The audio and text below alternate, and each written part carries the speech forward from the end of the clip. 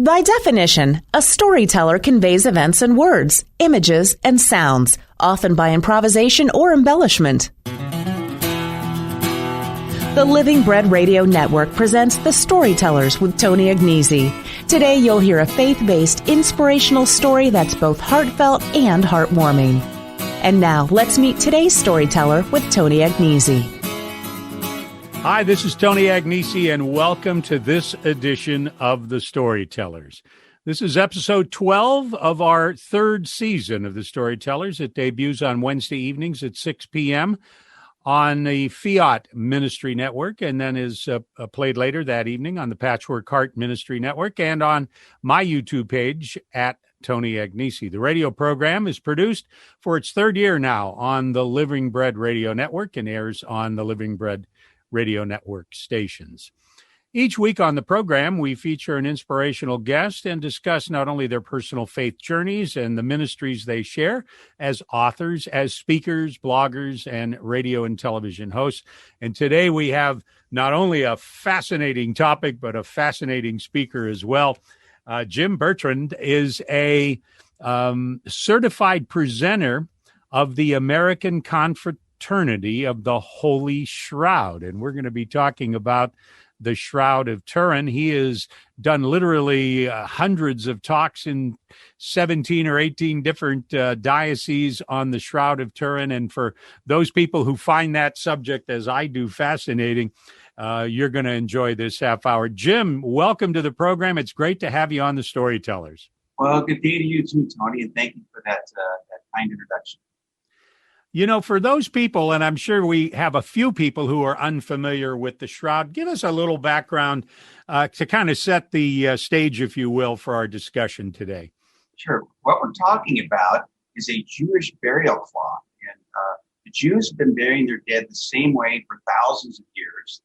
They place them in a single cloth, sometimes linen, usually linen, sometimes cotton, or sometimes even other material. But it's placed lengthwise so that the one end is at the feet, the other end is wrapped around the head.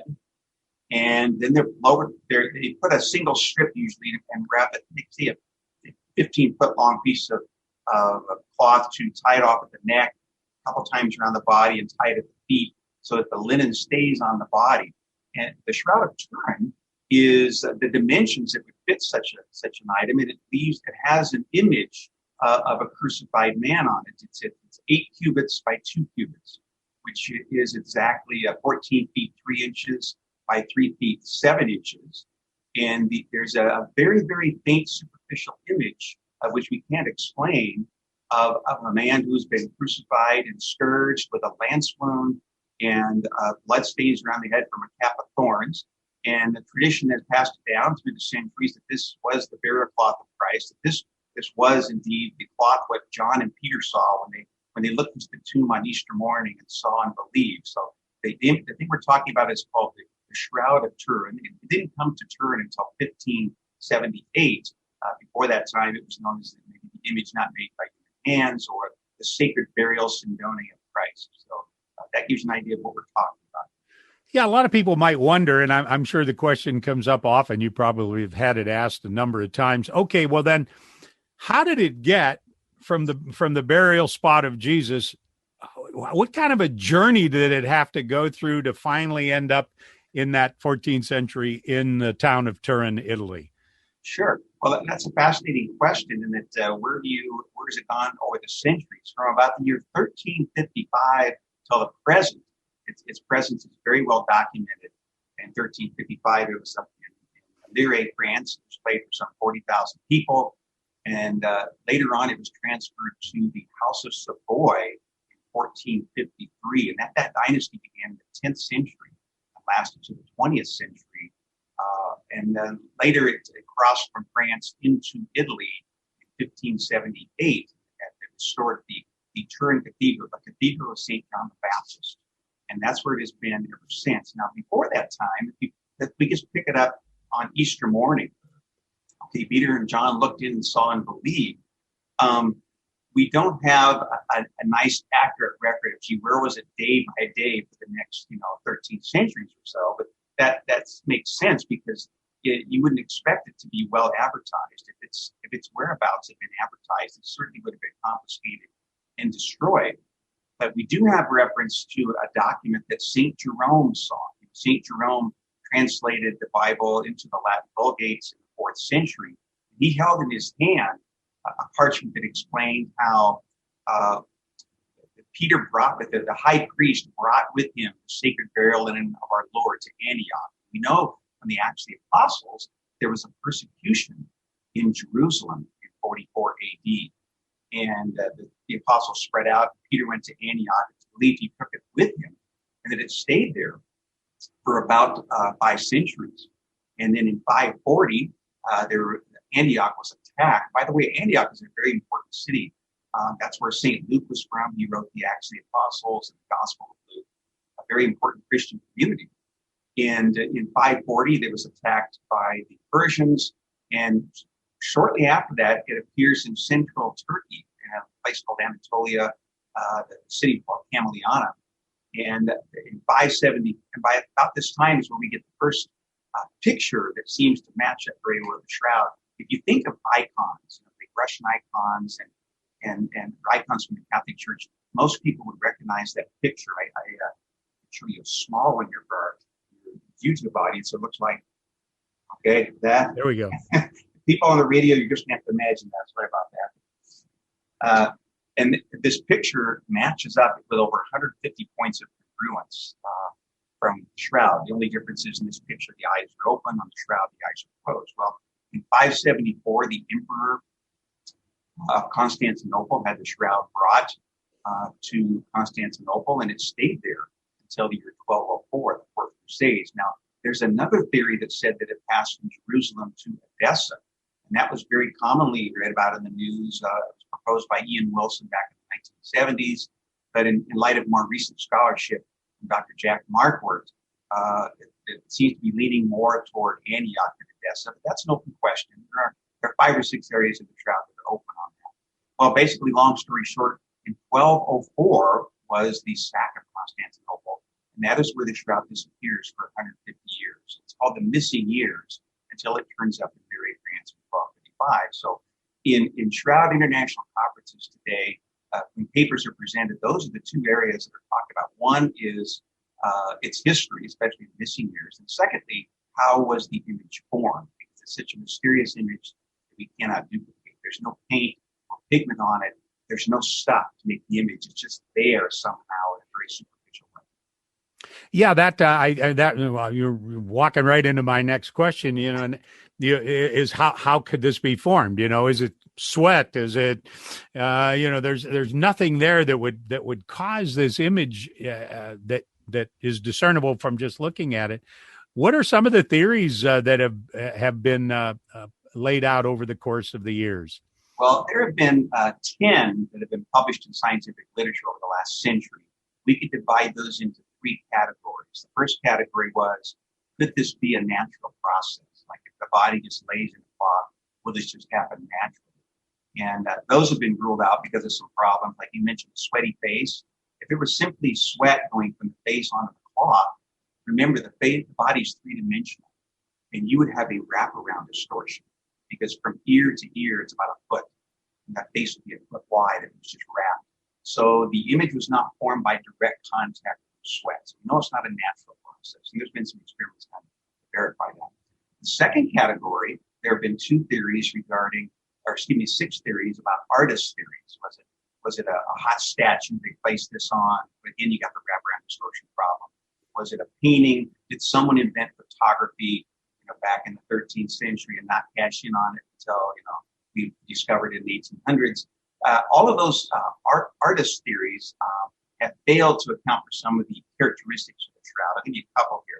There are 17 traits about the shroud that we know of, and any type of image formation process has to account for all of those. One of them is that there's no side images. And so, how could that be? Another one is it is so superficial. When one is close to the shroud, say within 4 or 5 feet of the actual shroud, you cannot see the image. All right? The reason you see it in replicas is because replicas are made on 4-foot printers with dye. And the dye soaks all the way from the thread. So you're seeing threads that are soaked. Now, the shroud will show blood stains and water stains, and those things that have soaked all the way through the thread. But the image itself is on the very uppermost portion. To give you an idea how small this is, if you think right now on your shirt, there's probably a button, and if you look at one of those threads, that's how fine the shroud is. It's 1/3 of a millimeter thick. Okay, tinier than a paperclip. It's extremely fine, and that one thread is made up of anywhere from 70 to 120 microfibers. Now, under the microscope, if we look for the image-bearing threads, we find that this yellowing effect only penetrates about 2/10 of 1 micron. And to give you an idea of that, there are 1,000 microns in a millimeter. In a A millimeter? millimeter is about the size of a paperclip. Imagine 1,000th of that thickness, right? And then 2/10 of that. It's called superficiality. And this is simply that one of the traits that all of the artist theories have failed to account for, as well as many other traits that they can't account for as well. Another one, the other third category is what we would call a radiation event. We call that the resurrection, if you will. Was there some type of radiant event in which energy burst from the body and somehow put this image on there superficially, whether it was photons of light or electrons from a coronal discharge or photons in a type of, or neutrons from a neutron flux. The most popular of these theories, that the one that explains all 17 traits, in fact, the only theory that can explain all 17 traits of the shroud, is what was called the fall-through hypothesis, proposed by Dr. John Jackson in 1989, and it does satisfy all of those main traits on the shroud. Basically, imagine if there was a burst of light coming from the body, and in one instant, this huge surge of energy, and the body simultaneously becomes mechanically transparent, and the cloth would collapse through the body, pulling out of the sides as it goes. Imagine where the nose is in contact with the cloth. Okay, coming down from the top down, it pulls out, and it collapses through this body in the plane of gravity. And this would account for what we see on the shroud of the face with no side images and no distortions, no wraparound distortions. And there's something else that's very peculiar in that in those points of the body that were most in intimate contact with the cloth, they show a darker yellowing. And the parts that are further away, say, for example, the eyes, they're a couple millimeters away from the cloth at the instant of image formation, they're darker.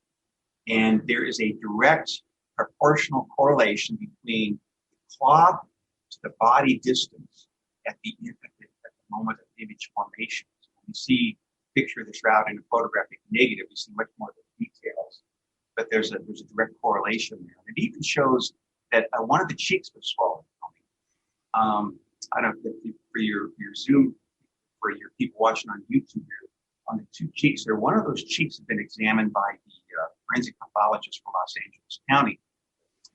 And the cheek is swollen because it's lighter in color on the photographic negative. It's darker on the shroud. And so that cheek indicates that it was tighter up against the cloth because it was swollen. And so the face is asymmetrical.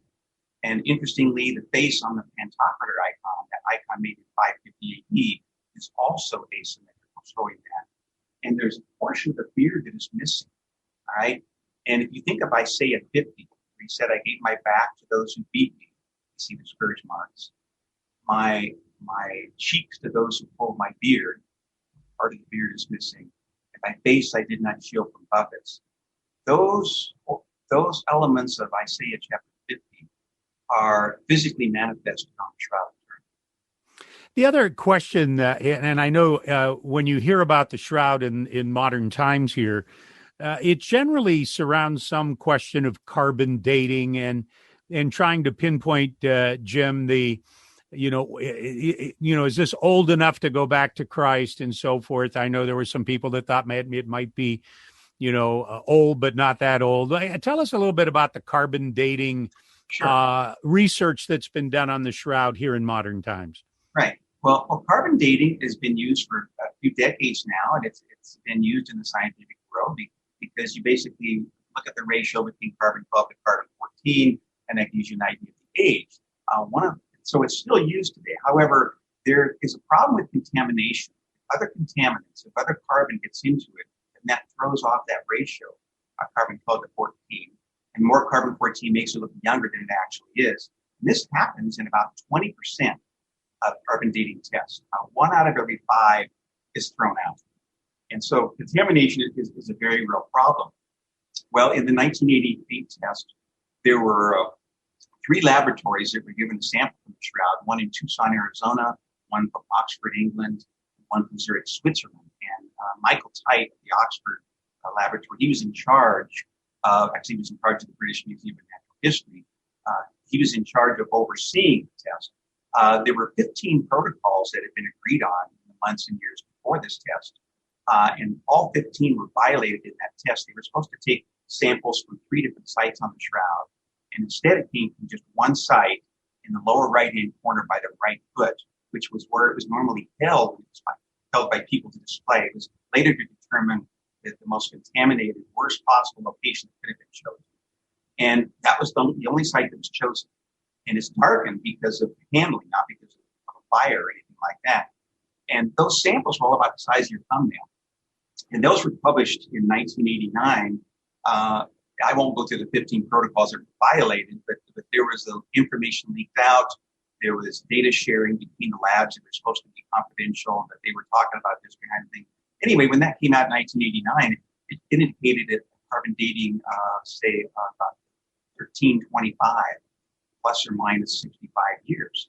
And so that made headlines, of course, the shroud is a hoax and so forth.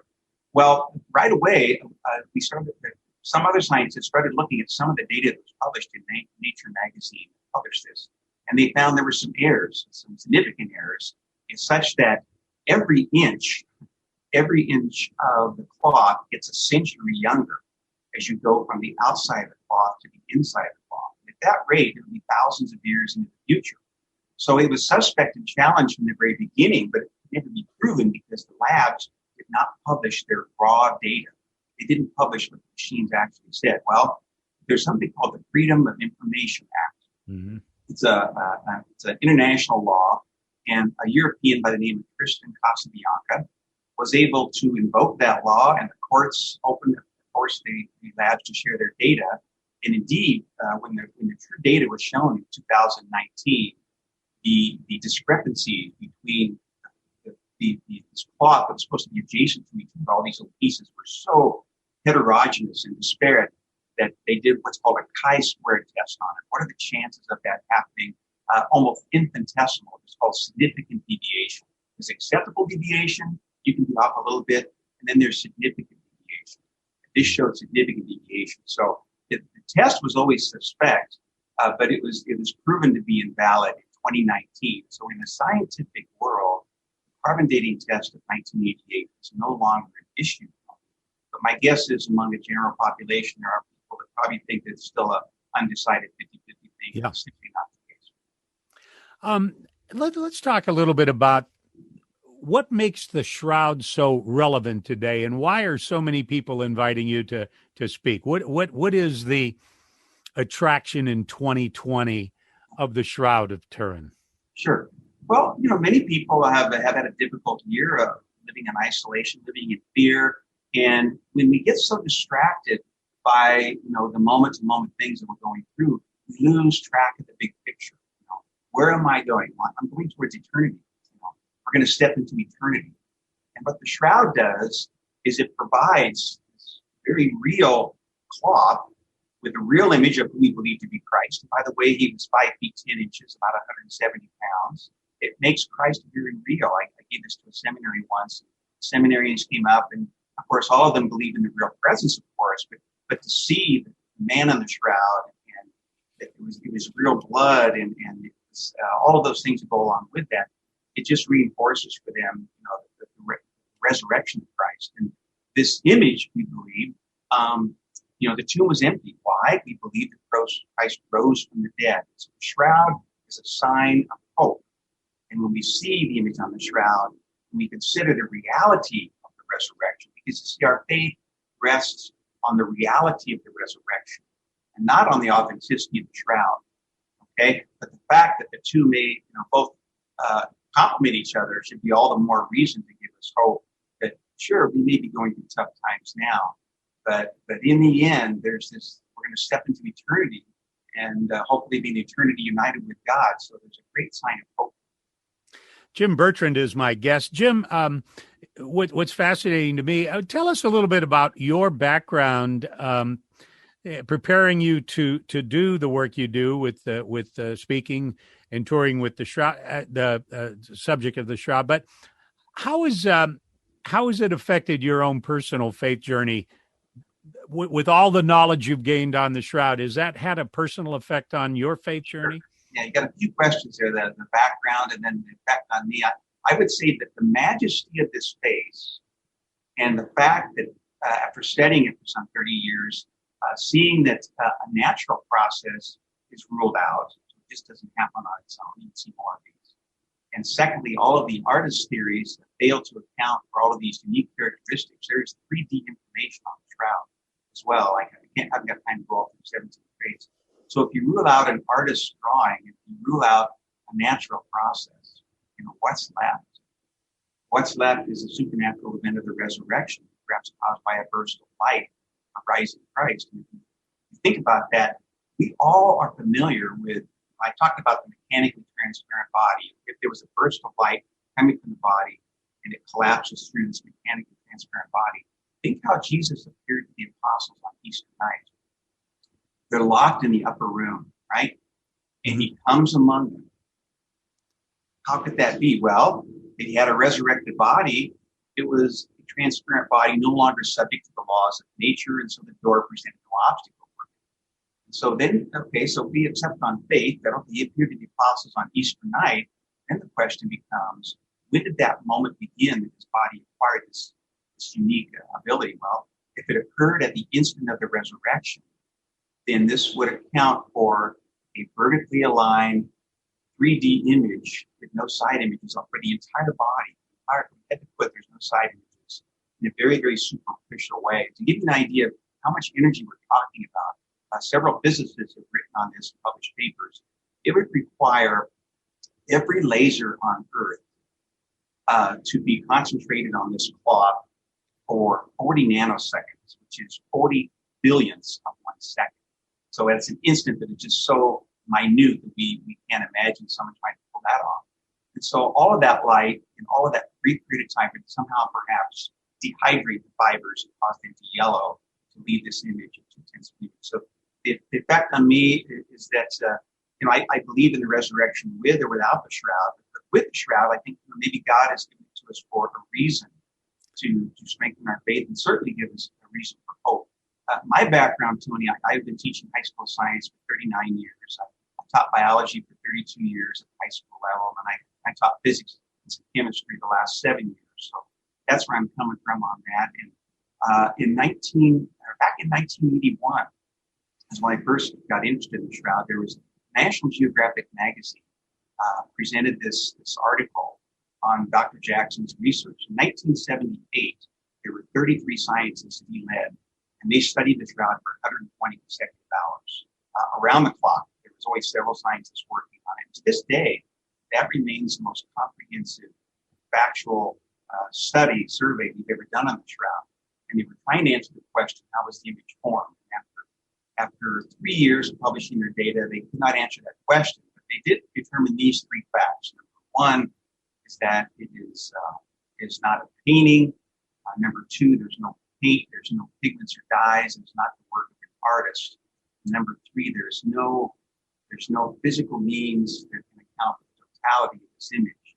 And so that kind of hooked me in terms of, wow, how else to explain this? This could be a real thing. And so studying it for years, in 1996, I invited Dr. John Jackson to come speak in my parish. And so he went from Colorado Springs to Lincoln, Nebraska, and he gave a presentation at the St. Peter Parish. We became friends, we hosted him, and we stayed in touch over the years. And he has about more than 4 decades of research that's been combined into a book called The Shroud of Turin, Critical Summary. And this book was basically assembled and edited by an engineer named Robert Seeker, a very good friend of mine. And they invited me to come to the Turn Shroud Conference in St. Louis, Missouri, an international conference in 2014. And at the end of seeing all of those 42 papers presented by scientists, they asked me, could you take this book, it's 134 pages, and could you put it into a PowerPoint that we can share with people? And I agreed to that, and I started working on that November of 2014, actually October of 2014. I've been doing it ever since. And I have to tell you, Tony, that the foundation of this is really prayer. My first 7 presentations were to religious communities. And as I shared this PowerPoint with them, the nuns and sisters, I asked them to pray for me on Fridays. So they prayed for me on Fridays. And that's kind of the foundation that's lifted me up and opened doors in other venues, high schools, universities, college settings. I've given them in men's and women's prisons, lunch groups, just you name it, and all kinds of people. The Shroud appeals to everyone. It really does. We're almost out of time, and I wanted to give you an opportunity here before we run out of time of how if somebody who is watching or listening wants to make get you to make a presentation in their state or their parish or for their organization. How do they get in touch with you? Sure. Well, I don't have a personal website, but I can give you my email, and that's usually the way it works. They send me an email, and they invite me out, and I come out and give the presentation. And I don't make a dime from this, Tony. I've been doing this for years. I don't make any money at all. Ask people to cover my travel, and I come sometimes stay in post homes. And then if they want to make a donation to the confraternity, they may. But whatever amount they're comfortable with, we're comfortable with. That email address is bsaints2@gmail.com. BESAINTS2@gmail.com. And they get to reach me there for information. Jim, thank you so much for being with us. This has been a fascinating half hour, and I really enjoyed it.